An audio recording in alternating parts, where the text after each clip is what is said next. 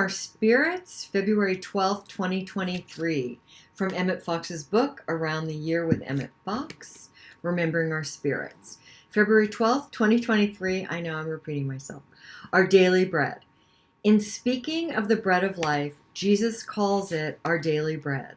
The reason for this is very fundamental. Our contact with God must be a living one. It is our momentary attitude that governs our being. Behold, now is the accepted time. Behold, now is the day of salvation. 2 Corinthians 6:2. The most futile thing in the world is to seek to live upon a past realization. The thing that means spiritual life to you is your realization of God here and now.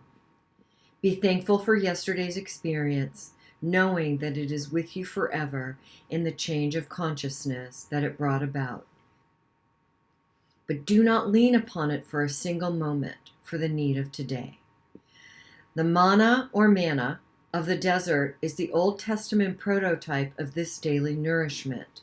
The people wandering in the wilderness were told that they would be supplied with manna or manna from heaven every day, but they were under no circumstances to try and save it up for tomorrow.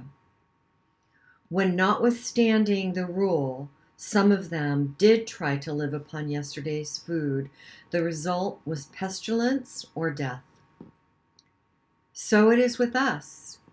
The art of life is to live in the present moment and to make that moment as perfect as we can by the realization that we are instruments and expressions of God Himself. I had an experience about 10 years after my near-death experience. Maybe it was less than 10. Anyway, it was quite a few years after my near-death experience, 10 plus years. And I was actually behaving spiritually superior. What an embarrassment.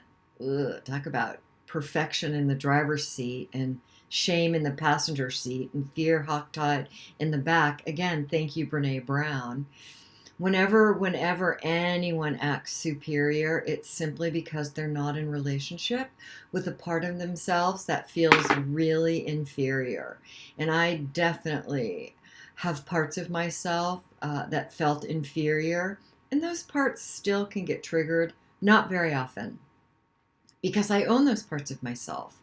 So they're no longer in the driver's seat. I've taken them out. And just my right size divine adult self is in the driver's seat. Thank you, God. And she said to me that I was behaving a little spiritually superior. And I was like, no, I'm not. That's an oxymoron. How can somebody behave spiritually superior? And she said, Sharon, your God of yesterday, your God of your near-death experience is not going to be your God today. That was an experience, and you get to hang on to that and live from that. And you have to be in a spiritual practice today and own your spiritual superiority. That was a really hard pill to swallow. Ugh. However, it was the truth. It's not about being right or wrong. It's either the truth or it's not the truth. And that was a hard truth. I've spoken about hard truths before. We all need a small handful of people in our lives who we trust and we are willing to hear hard truths from, even if we don't want to hear them right away. That was the truth. I was behaving spiritually superior because I had not owned and accepted those parts of myself that felt so inferior.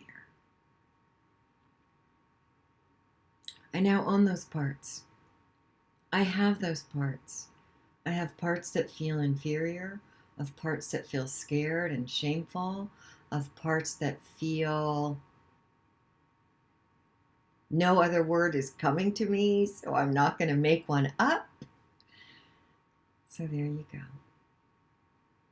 Your God of yesterday and your spiritual practice yesterday does not keep you in your best spiritually fit place today, just like physical fitness.